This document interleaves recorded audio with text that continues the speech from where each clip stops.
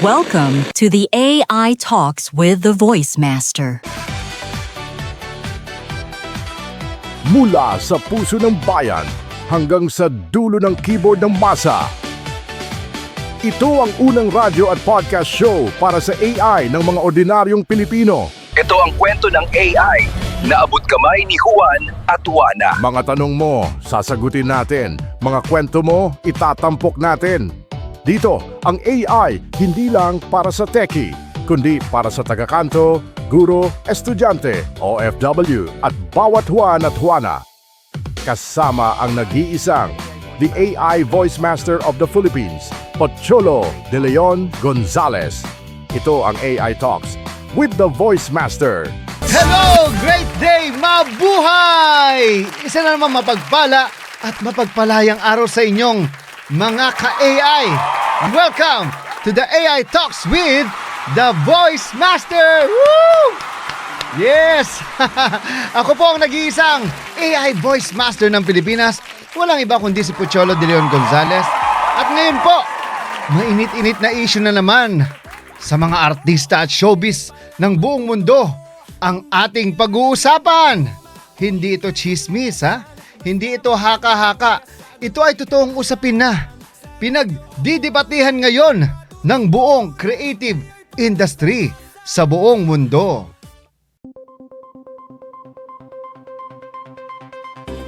This is the AI Talks with the Voice Master. Your front row seat to the rise of artificial intelligence in the Philippines and beyond. The stories, the voices, the future, all in one conversation that matters. Welcome to the AI Talks with the Voice Master.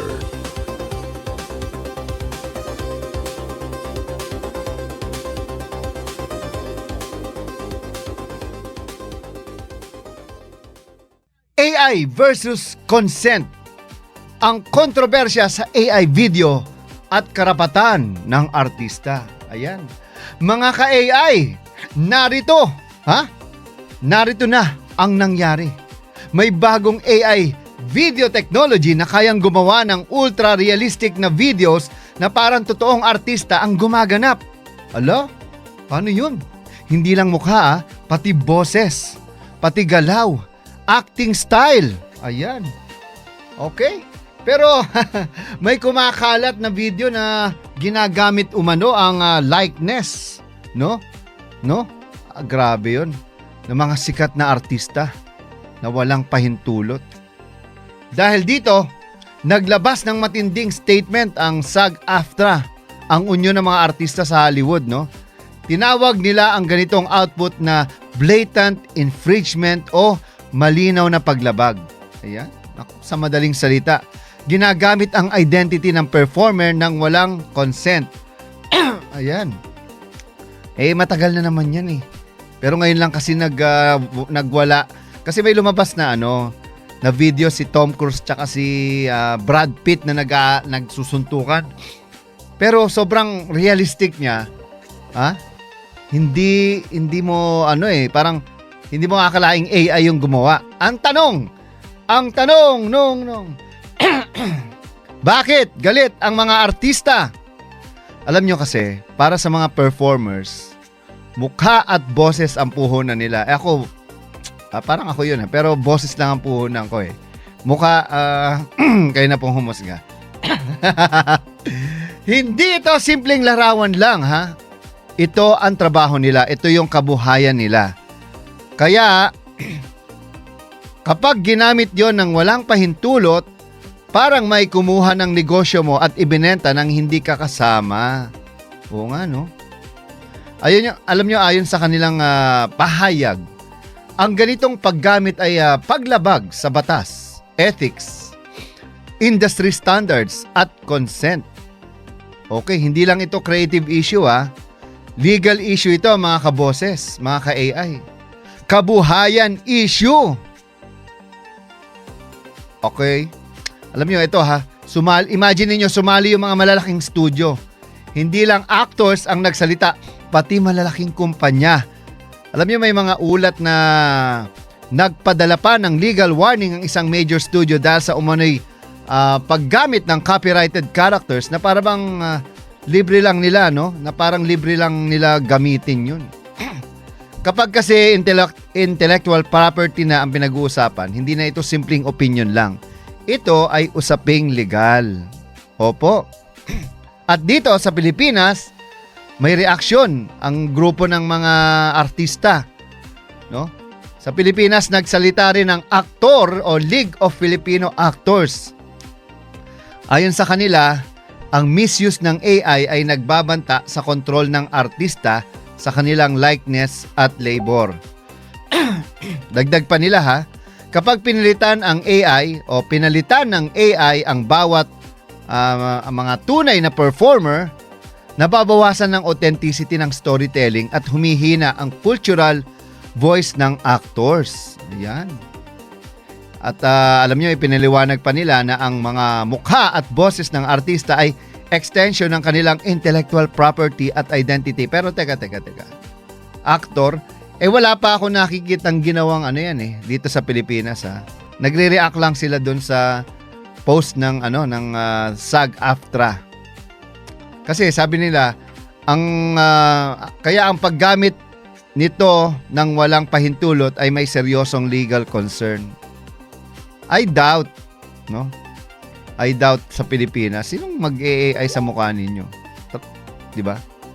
Okay, nanawagan din sila ng mas malinaw na rules, mas matibay na proteksyon sa IP rights at updated contracts na kinikilala ang digital likeness rights. Okay. Intindihan natin yung teknolohiya. Ngayon, linawin natin to. Ang AI mismo ay hindi masama, mga kaboses, mga ka-AI.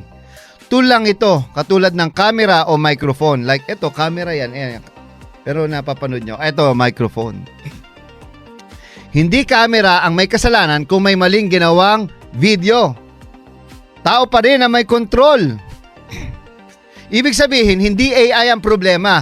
Ang problema ay ang misuse. Ito ha, hindi ko kinakampihan ng AI pero may contradiction dito. Ito ang realidad. AI kayang tumulong sa creators. AI kayang magbigay ng oportunidad sa mga walang access noon. At AI kayang mag-level up ng production. Pero sabay nito, AI din kayang mangopya.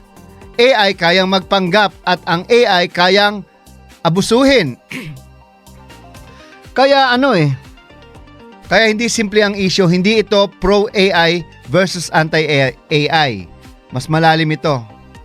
Tara, i-balance natin yung ating pagtingin dyan at pananaw. Alam nyo, may grupong nagsabi ng balanced perspective. Ang pangalan ng grupong ito ay Acting Innovators. Actors for Innovation. Sabi nila, technology is not the enemy of artists. Misuse of technology is. Innovation kapag may ethics at consent, nagpapalawak ng opportunity at nagbibigay kapangyarihan sa performers. Tama! Tulad ko, ako, may consent akong gamitin yung boses ko ng kahit sino sa buong mundo na Pilipino. O ngayon, ang boses ko nagkalat kasi I allowed them, I gave consent. Positive or negative man nila gamitin yan, I don't care as long as nakakatulong ako. Ang problema kasi sa mga artista, feeling nila sila lang ang tao, sila lang yung magaling, sila lang yung sikat. Hello, mga artista! This is your chance na mag-adapt, mag-embrace ng change. Ang tagal nyo ng pinagkakitaan niya mukha ninyo at yung acting nyo. No? We don't know in the future ano mangyayari. Ayon nga dito sa AI or mga actors, innovators, hindi mawawala o nawawala ang halaga ng artista kapag gumanda at gumaganda ang tools. Mas lumalakas sila kapag natututo silang gamitin ito. O di ba? Sinusuportahan din nila ang ethical standards, consent-based usage, at fair compensation. At ang pinakamalakas nilang linya, hindi kami nandito para labanan ng future. Nandito kami para buuin ito. O di ba? Malinaw. We're not here to fight, we're here to build, sabi nga. At ang pinaka-importanting aral dito, mga ka-AI. Ito ang pinaka-importante. Hindi AI ang kalaban ng artista. Hindi artista ang kalaban ng AI. Ang tunay na kalaban ay unregulated AI, unethical AI, unconsented AI. Ayan, tandaan nyo ha, unregulated, unethical, unconsented AI. Kapag kasi walang rules, may abuso, tama? Yan yung ginagawa ng maraming mga scammer. Kapag walang consent, may exploitation. Tama. 'Di ba? Oh. Pero kapag walang ethics, may problema. Kayo ba sa showbiz, may ethics kayo? Kayo ba sa mga pinaggagawa nyo, may ethics kayo? O real talk muna tayo ha. Kung kayang gayahin ng AI ang mukha mo, boses mo, galaw mo, yung galaw mo, tulad ko. Alam nyo, kanina gumawa ako ng AI kung galing. Parang ako talaga. Pero ito ano ang hindi nito kayang gayahin? Ano ang hindi kayang gayahin ng AI? Sagot! Konsensya. At iyon ang bagay na dapat manatili sa bawat creator. Ikaw ba, mga artista, sino man kayo? Ako, nasa showbiz din ako pero behind the scene. Dabber ako ng maraming artista dati. Pero alam ko, marami naman akong kaibigang artista. Ayan, sila Ding Dong Dantes, kaibigan natin. Sila Marvin Agustin, Julina. Okay, let's summarize this. Hindi kalaban ng AI. Ang kalaban ay maling paggamit nito. Okay? Ethics close. Hindi ito AI versus human. Ito ay responsible versus irresponsible innovation. Creator, close. Ito gamitin ng AI para lumikha, hindi para mangopya. Global, close. Mas mabilis ang teknolohiya kaysa batas. Remember that. Kaya kailangan ng malinaw na rules. Dito nga sa blockchain na ito, nagkakagulo pa sila. Within DICT, hello, DICT, SEC, USEC, ASEC. Mukhang hindi kayo nagkakasundo dyan sa blockchain nyo Okay, ito yung power statement natin Technology without ethics is chaos. AI without responsibility is danger. And innovation without integrity is imitation. Okay? So, mamaya po magbabalik tayo Ito po ang AI Talks, kung saan hindi lang artificial intelligence ang pinag-uusapan, kundi authentic intelligence. Ako po ang inyong kasama, ka-AI, ka-authentic innovator, si Pocholo de Leon Gonzalez, ang AI Voice Master ng Pilipinas. Okay? Babalik tayo. Kung hindi ngayon, kailan? Kung hindi ikaw, sino? Mamaya, kita-kits tayo. Alright! Bang! At ito ang AI 101, ang inyong unang hakbang sa mas malalim na kaalaman sa mundo ng artificial intelligence. Mga ka-AI, may tanong ako sa inyo. Kung kayang gumawa ng kanta ang AI, kung kayang magsulat ng script, kung kayang mag-drawing, tao pa ba ang pinaka-creative na nilalang o nagsisimula na bang pantayan ng artificial intelligence ang human imagination? Bago tayo matakot, unawain muna natin. Unang dapat maintindihan, hindi nag-iimbento ang AI. Nag-aaral ito ng patterns. Pinapakain ito ng napakaraming data tulad ng libro, musika, larawan, pelikula. Doon niya natututunan ang style, structure at format. Parang estudyante sa art school na nag-aaral sa masters. Ganon din ang AI. Pero may malaking kaibahan. Ang tao lumilikha mula sa karanasan. Ang AI lumilikha mula sa data. May ideya ang ilang pilosopo na walang ideyang tunay na bago. Lahat daw ng idea ay kombinasyon ng lumang ideas. Kapag human artist ang na-inspire, pinupuri. Kapag AI ang gumawa ng kaparehong proseso, kinokondena. May double standard. Sa totoo lang, kahit sa human world, maraming kanta ang inspired sa iba. Maraming pelikula ang remake. Maraming kwento ang adaptation. Hindi imitation ang issue. Perspective ang issue. Hindi AI laban sa tao ang tunay na kwento. Ang totoong laban ay malalaking kumpanya laban sa individual creators. Dahil ginagamit ng corporations ang AI para pabilisin ang production at pababain ang gastos. Script writing, automated at editing, automated graphics, automated. Hindi dahil masama ang AI, kundi dahil efficiency ang hinahabol ng negosyo. May isang bagay na hindi kayang kopyahin ng AI. Karanasan. Ang AI walang childhood, walang alaala, walang takot, walang pinanggalingan. Ang tao meron. At ang art na galing sa totoong buhay, may lalim na hindi kayang gayahin ng makina. Ngayon, ito ang malaking shift. Dati ang paggawa ng pelikula o animation ay nangangailangan ng buong studio. Ngayon, isang creator na may laptop at AI tools, kaya nang gumawa mag-isa. Dati kailangan ng malaking budget para makipagsabayan sa malalaking kumpanya. Ngayon, kahit independent creator may chance na mag-viral, mag-succeed at mag-compete globally. Ibig sabihin, ang AI ay hindi lang tool, ito ay equalizer. Binibigyan nito ng kapangyarihan ang maliliit para makasabay sa malalaki. Kaya ang tunay na tanong ay hindi, matatalo ba tayo ng AI? Ang tunay na tanong ay, matututo ba tayong gamitin ang AI bago gamitin ng iba laban sa atin? Ang AI ay hindi kapalit ng tao. Ito ay extension ng kakayahan ng tao. Habang ang AI ay gumagaling sa paggaya, ang tao naman ay dapat gumaling sa pagiging tunay. Sa panahon ng artificial intelligence, ang pinakamahalagang skill ay manatiling tao. Ang mga tagapagbalita ng programang ito, sina Ira at Ivan, ay mga AI-generated animated reporters. Bagamat kami ay produkto ng artificial intelligence, ang lahat ng balita, impormasyon at analysis na aming inihahatid ay totoo, beripikado at batay sa lehitimong pinagkukunang sources.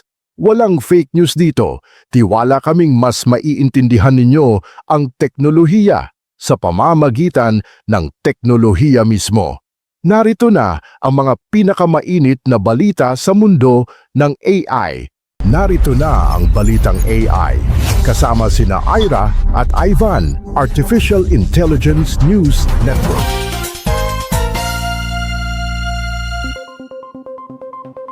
Balitang AI. Breaking news. Magandang araw mga ka-AI. Ako si Ivan, ang inyong Artificial Intelligence Voice for Analytics and News.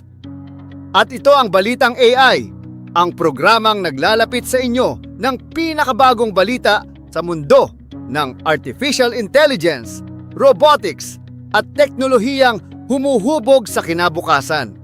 Simulan natin sa isang development na parang diretso sa pelikula. Isang humanoid robot ang ngayon ay kayang gumawa ng cartwheels, backflips at real-time balance recovery.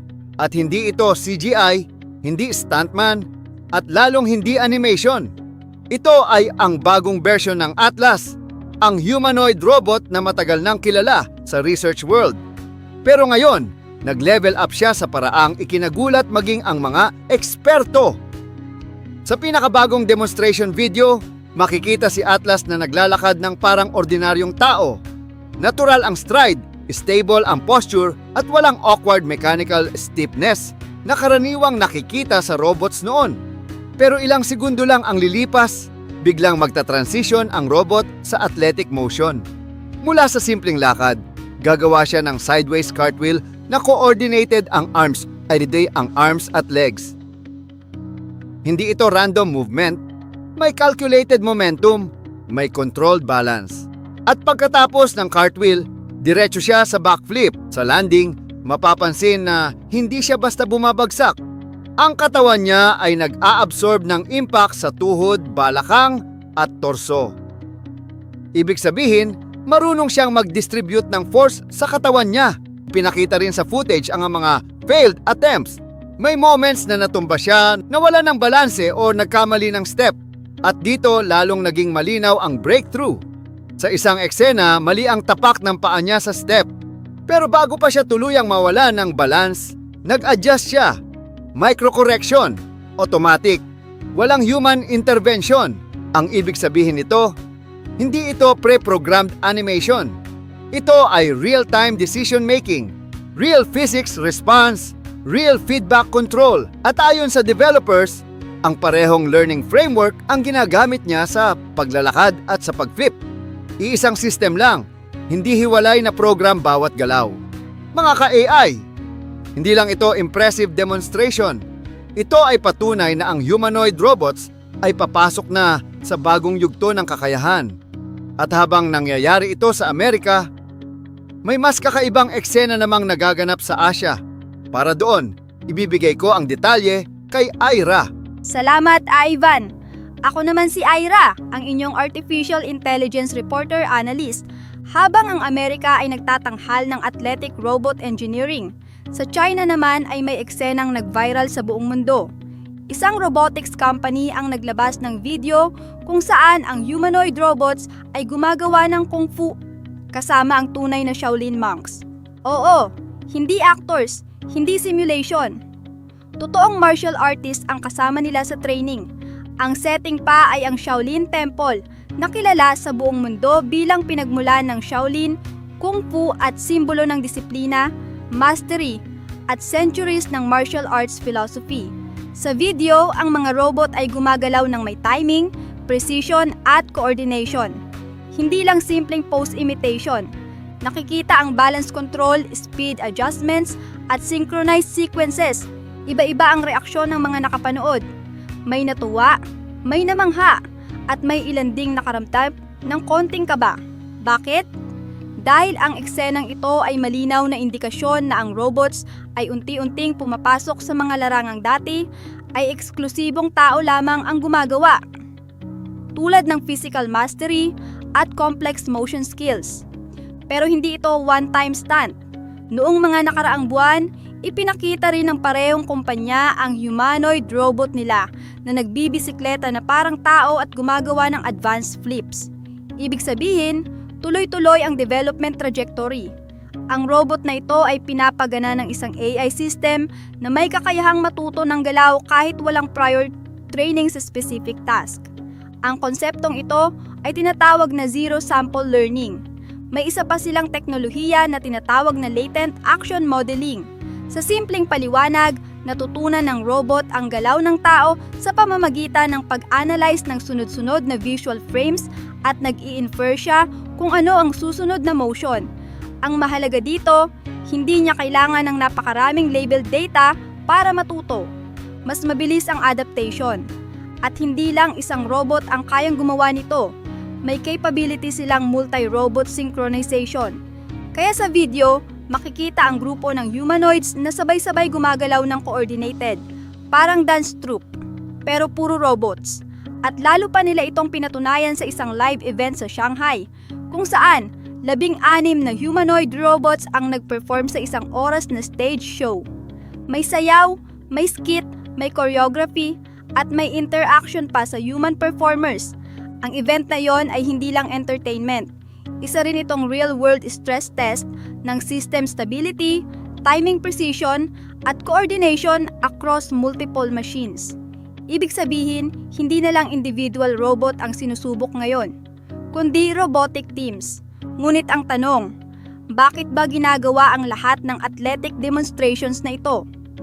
Para sagutin yan, ibabalik ko ang balita kay Ivan. Salamat, Ira. Mga ka-AI, maraming nagtatanong, bakit kailangang mag-flip o mag-kung fu ang robot kung ang goal naman ay magtrabaho sa factory o tumulong sa industriya? Ang sagot ay nasa science ng motion control. Ang flips, spins, at martial arts movements ay extreme tests ng body coordination. Kapag kaya ng robot ang high-intensity dynamic motion, ibig sabihin kaya rin niyang mag-perform sa unpredictable environments. Sa totoong mundo, hindi perfect ang conditions. May obstacles, may slippery surfaces, may unexpected forces, may sudden movement ng objects o tao. Ang robot na kayang mag-recover mula sa maling step placement o sudden imbalance. Mas reliable sa real-world tasks. Ito ang dahilan kung bakit ang mga demonstration na nakikita natin ngayon ay hindi circus tricks. Ito ay training ground para sa industrial robots ng hinaharap. Ang production version ng humanoid platform na ito ay inaasahang gagamitin sa manufacturing environments sa mga susunod na taon. Ang unang task na target ay part sequencing, kung saan kailangang mag-identify, mag-pick at mag-arrange ng components ng tama ang order. Sa susunod na phase, target ang full component assembly. Ibig sabihin, hindi na lang assistant kundi aktwal na bahagi ng production workflow ang robot. May advanced tactile sensing ang grippers ng industrial version. Mahalaga ito dahil sa assembly task, kailangan ng tamang pressure control. Kapag masyadong malakas ang grip, masisira ang part. Kapag mahina, mahuhulog. So ang ability ng robot na maramdaman ang contact force ay critical sa precision work. At kung pagsasamahin natin ang development sa Amerika at China, malinaw na may global acceleration sa humanoid robotics. Hindi na ito isolated research projects. Ito ay global technological race. At ngayon, para sa market perspective kung saan papunta ang industriya, ibibigay ko muli ang detalye kay Ira. Mga ka-AI, ang pinakamalaking senyales na seryoso na ang humanoid robotics revolution ay hindi lang ang demonstrations, kundi ang pagpasok nito sa merkado. Isang kumpanya ang nagpakilala ng 3 embodied AI robots na may aktwal na presyo, deposit system at delivery timeline. Ibig sabihin, hindi na lang concept, prototypes. Ito ay produkto na maaaring bilhin. May humanoid model para sa commercial environments tulad ng retail, hospitality at events. May companion type robot na dinisenyo para sa education at institutional settings. At mayroon ding quadruped robot para sa security at industrial inspection tasks. Kapag may presyo na ang teknolohiya, nagbabago ang usapan. Hindi na curiosity ang reaksyon ng negosyo, nagiging strategy na. Ang mga kumpanya ay magsisimulang magtanong kung paano nila ito gagamitin sa operations, kung magkano ang return on investment at kung paano nito mapapabuti ang efficiency. Ang mga ganitong development ay senyales na ang embodied AI ay papasok na sa adoption phase. At kapag nagsimula na ang adoption, mabilis na ang kasunod. Sa susunod na dekada, inaasahang mas dadami ang robots sa manufacturing, logistics, service industries at public environments. Kasabay nito, lalakas din ang diskusyon tungkol sa ethics, regulation at workforce transition. Pero mahalagang tandaan, ang kasaysayan ng teknolohiya ay nagpapakita na ang bawat bagong innovation ay hindi lamang nagpapalit ng trabaho, kundi lumilikha rin ng bagong uri ng trabaho.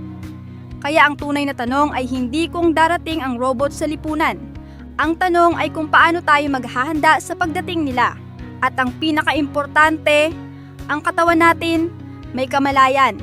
Ang AI may computation lang. Hindi kalaban ng AI, hindi rin kalaban ng tao. Ang totoo, magkaiba sila ng design. AI is built to calculate. Humans are built to experience. AI is built to analyze. Humans are built to understand. AI processes information. Humans create meaning. AI simulates reality. Humans live reality. At may isang bagay pa na hindi kayang kopyahin ng kahit anong algorithm. Ang kakayahan mong mangarap, ang kakayahan mong magmahal, ang kakayahan mong maniwala, ang kakayahan mong magbago. Kaya sa susunod na makarinig ka ng headline na nagsasabing nalampasan na ng AI ang human intelligence, huminto ka muna, huminga. At alalahanin mo, sa loob ng katawan mo, may system na. Mas adaptive kaysa algorithm, mas efficient kaysa chip, mas resilient kaysa server, mas creative kaysa model, mas intuitive kaysa machine, mas buhay kaysa code. Ito ang Balitang AI. Ako si Ira. At ako si Ivan. Hanggang sa susunod na update, mga ka-AI!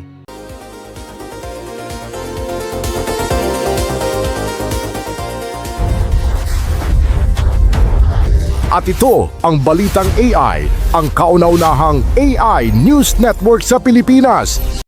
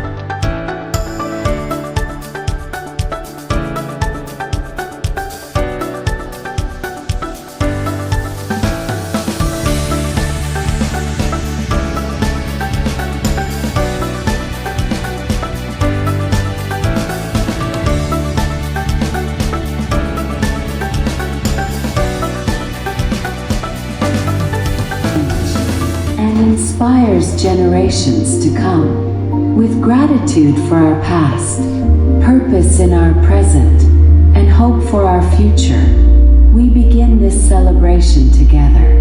In your holy name, this we pray. Amen.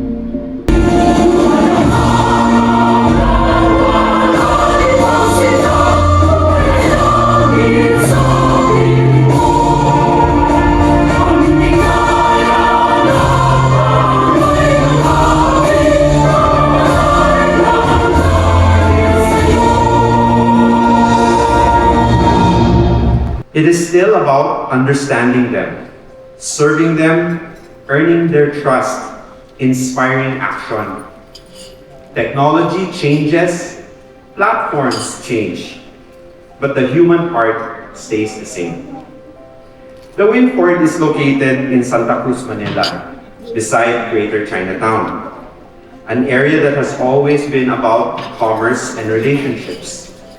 Long before algorithms, people here built businesses face to face.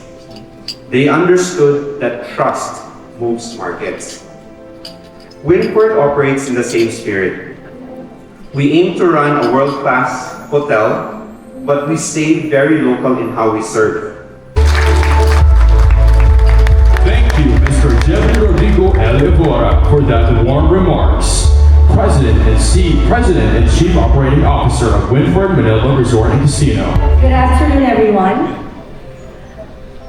Hello. They say that in marketing, the most valuable asset you can have is a brand story.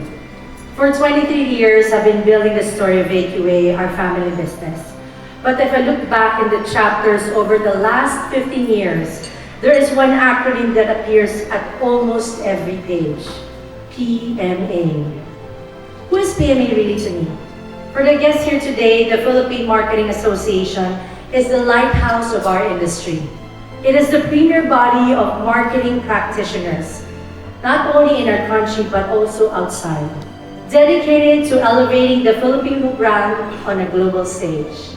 But to me, PMA is not just an organization, it's a masterclass. AQ has been a member for over 15 years, but my deepest journey began in 2017 when I stepped into support and leadership roles. I have served under and with past presidents, the CEO of Microterra Philippines, Ms. Arlene Pado Martinez, the past president and general manager of Celestial Media, Ms. Faith Abanyo. I learned about resilience. To my and our past presidents, you taught me that leadership is often about what you do when the cameras are off. You are not just the names on the wall, but the seismic forces that shifted the Philippine Marketing Association from a practice into a world-class profession. Thank you for honor for serving. Exiting your outgoing EVP, Faye Arellano Martinez. Thank you, Ms. Faye Arellano Martinez, 2025 PMA Executive Vice President. The year 2025 proved to be challenging. From print to pixels, from intuition to innovation, marketing has evolved. I'd like to buy the world a home and furnish it with love. Gusto'y narito na, pag-asa. And at the heart of this transformation is the Filipino marketer. For 71 years, the Philippine Marketing Association has been at the forefront of innovation, resilience, and excellence. Today, we embrace a new era, where human creativity meets artificial intelligence, unlocking boundless possibilities. Data-driven, insightful, adaptive, the AI-enabled Filipino marketer is here. Past 7 decades, PMA has been a pillar of change, guiding marketers through every revolution. And today we step boldly into the future, stronger, smarter, AI-enabled. As we mark our 71st anniversary and welcome our new leaders, we celebrate not just our history, but the future we are creating together. We commit to empowering marketers for the AI-driven future.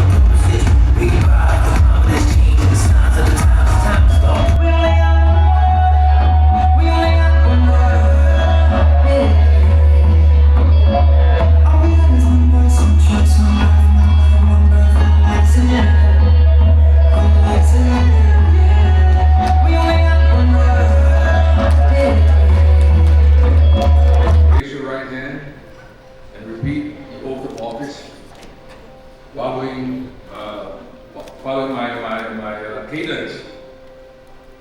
Oath of office, I, please state your name. Having been duly elected to the position of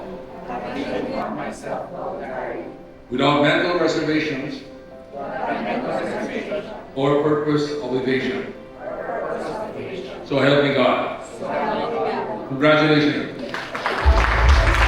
Congratulations, PMA 2026 board. And now, may we call on the Council of Former Presidents and Past Officers for our ceremonial pinning.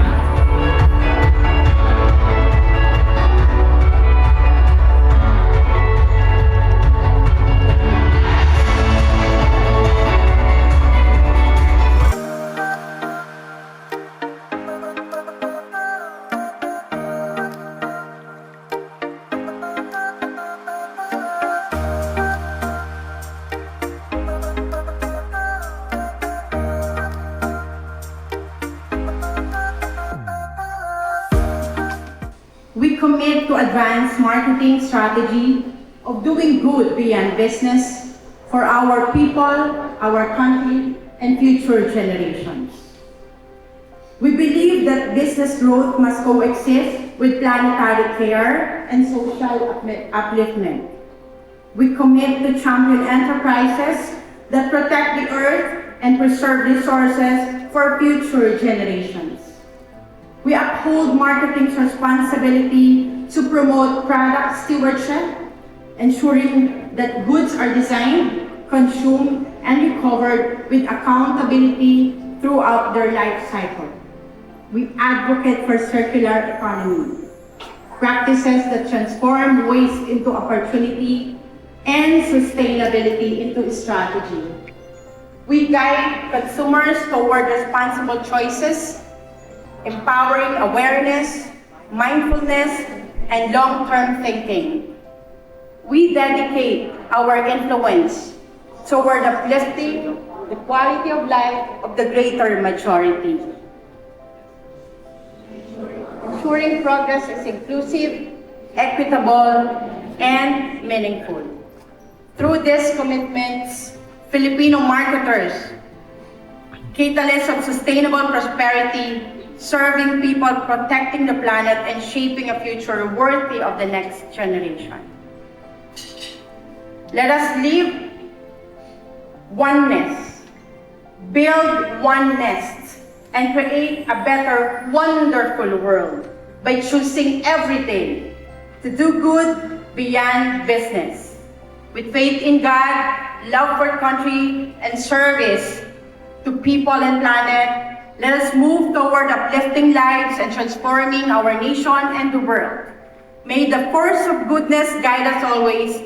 Let us serve, let us lead, let us act for the greater good. With all your support and God's guidance, I am Michelle Mitch de Ocampo Ballesteros, signing in, ready to serve as a 72nd President of the Philippine Marketing Association. To God be the glory. Maraming salamat. Mabuhay ang mga Filipino marketers. Mabuhay ang Philippine Marketing Association. Mabuhay ang mabuting Pilipinas.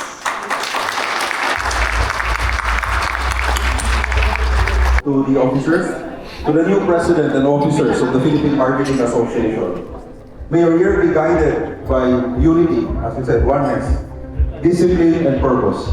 May you lead with integrity, decide with courage, and always place the institution above self. To steady leadership, to 1 year of meaningful impact, and to the enduring strength of PMA. Cheers!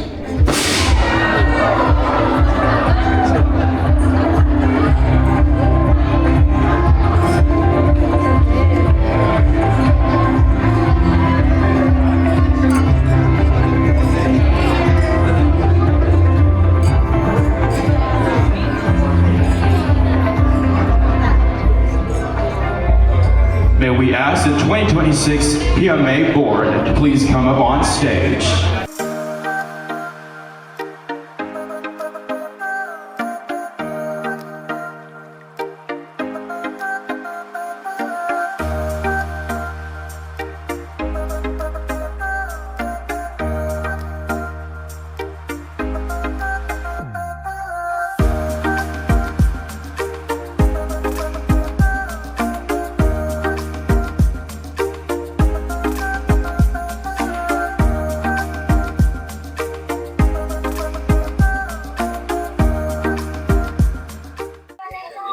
Ano work mo tip kay Puchono? Project manager. Project manager, okay. Nag-amit mo siya nung nasa ABS-CBN pa siya. Opo. Sa anime. So, way back po. Continuous naman po, mga anime rights namin. Ayun, di expert na siya. Opo, AI namin kakapalahan. Kakapal na eh. Opo. See you. Regards kay Puchono. Opo. Sure. Kami po ay nag-aabang Hi, lang. Poch! Hello mga ka-AI! Yes! Welcome back po tayo dito sa AI Talks with a Voice Master. Bago tayo magtapos, balikan natin ang pinakabuod ng usapin natin ngayon. Ang kontrobersyang ito ay AI videos.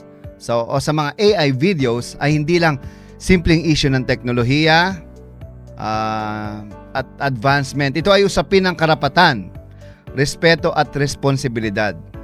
Narinig natin ang panig ng mga artista at na nag-aalala sa paggamit ng kanilang mukha at boses ng walang pahintulot. Narinig din natin ang panig ng mga naniniwalang ang teknolohiya ay hindi kalaban ng sining, kundi kasangkapan para lalo itong mapalawak. At dito natin napagtanto ang katotohanan. Hindi AI ang problema. Hindi rin artista ang problema. Ang problema ay kapag nawawala ang consent, ethics at tamang paggamit. Ang AI ay parang apoy. Pwede itong magbigay liwanag, pero pwede rin itong makasunog. Kaya ang tanong, hindi kung dapat bang pigilan ng AI. At ang tanong po mga kaboses, no? Handa ba tayong gamitin ito ng tama? Mga ka-AI, ang kinabukasan ng industriya ay hindi mapupunta sa mga takot sa teknolohiya. Alam mo, nakakatuwa, no? Mamaya, kwento ko sa inyo. Mapupunta kasi ito sa mga marunong umintindi, matuto at gumamit ng may integridad. Dito sa industriya namin, may mga nakikita akong video sa voice acting, mga voice talent. Yung isa nga, dati kong estudyante. Alam mo, sabi niya, people are parang na raw, pissed off with AI voices. Talaga? Tapos sabi, AI has no soul. Okay. Hanggang kailan niyo sasabihin yan? Kailan kayo magwawala dyan? Nakakatawa kayo? Good luck na lang sa karir nyo kung may mapuntahan pa, kung sino man kayo. Alam nyo, ang tunay na innovator hindi lang marunong gumawa ng bago. Marunong din siyang rumispeto sa pinanggalingan. Ulitin ko Ang tunay na innovator hindi lang marunong gumawa ng bago. Marunong din siyang rumispeto sa pinanggalingan. And this is my call for action or to action. Kung may natutunan ka sa episode na ito huwag mong sarilinin, ibahagi mo sa kapwa mo na mga creators, estudyante, artista o kahit sinong gustong maintindihan ng AI sa totoong buhay. At para hindi ka mahuli sa susunod na episodes ng AI Talks, follow mo kami sa lahat ng social media platforms Subscribe na rin sa channels at pakinggan ang AI Talks sa Spotify. Ano ba yung mga channels natin? Voice Master, hanapin yan. Creative Voices, Certified Voice Artist Program at AI Talks with a Voice Master. Nasa YouTube din tayo at meron tayong Facebook account. Dahil dito, hindi lang AI ang pag-uusapan at pinag-uusapan. Kinabukasan din ang pinaghahandaan. Okay, it's time to sign off mga kaboses. Mga ka-AI, ako po, si Pocholo De Leon Gonzales, ang inyong AI Voice Master ng Pilipinas. Nagpapaalala sa inyo na kung hindi ngayon, kailan? Kung hindi ikaw, sino? Hanggang sa muli mga ka-AI, stay inspired, stay informed, stay human. Okay? Tandaan nyo, ang AI ay hindi kapalit ng guro, kundi katuwang sa pagtuturo. Maraming salamat at magandang araw at great day sa inyo lahat. Maraming salamat. God bless everyone. Woo! AI para sa masa. Bye. See you next week.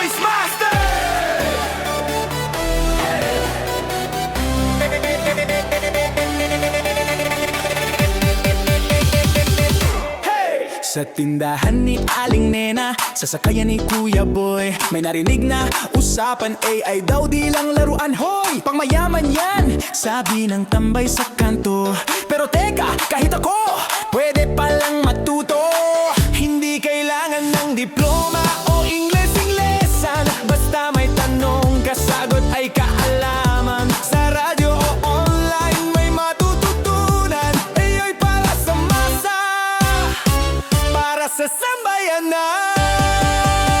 Oh, hey! Ay para sa masa, sa radyo humahataw. Kwento mo ay mahalaga kahit ikaw ay simpleng tao. AI Talks with the Voice Master, lakas ng bagong sigla, boses ng bawat Juan, para sa bagong Pilipinas.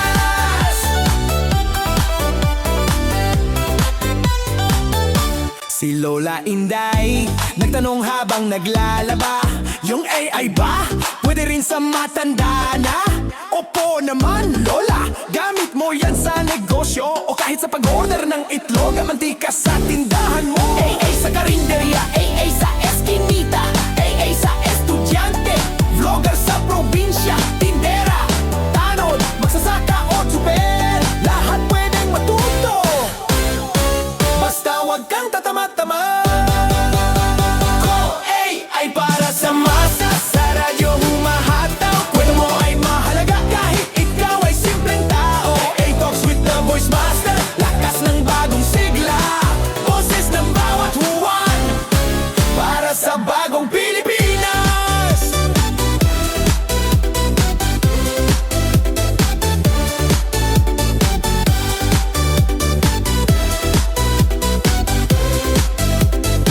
Wambog, ang AI ay hindi lang para sa tech expert, kundi para sa taong nagmamahal sa kinabukasan. Kasama mo kami sa AI Talks with the Voice Master.